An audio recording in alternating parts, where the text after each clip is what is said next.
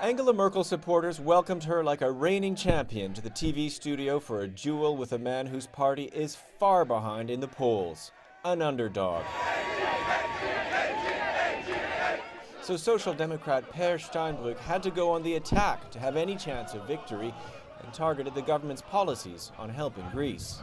The decisive point is that with the announcement of a third package for Greece, we maybe need to admit that the crisis strategy until now, which has been mainly presented by this government, has failed because it only brings these countries into a downwards vicious cycle. What's missing is a structural program. What's missing is an impulse for growth, and what's missing is especially the fight against youth unemployment, although Mrs. Merkel also agreed to a youth guarantee in February this year in the European Council. The question is, what happened with this?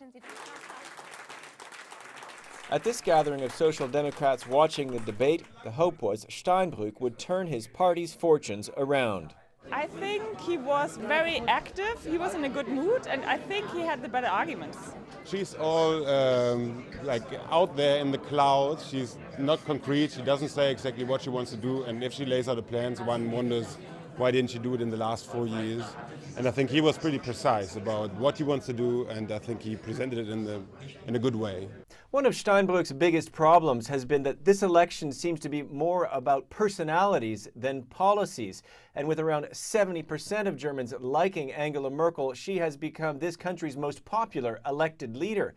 A big part of that has been her go-slow approach in dealing with the Eurozone crisis and the way she's seen as defending the interests of German taxpayers when it comes to helping countries such as Greece.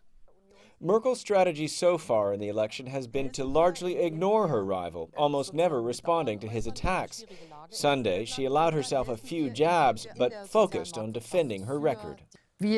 We can simply tell the people in this country that we can achieve further progress. The work is, of course, not over yet. Of course, there are many worries, many woes, but we have shown that we can do it.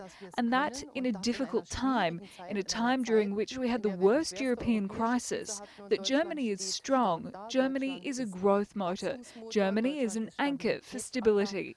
And I want to continue on this path. And I think that what we have shown really convinces people. A quick poll conducted after the debate said viewers found Stein-brueck had been far more aggressive and slightly more convincing. But more people liked Merkel, and that may make all the difference. Nick Spicer, Al Jazeera, Berlin.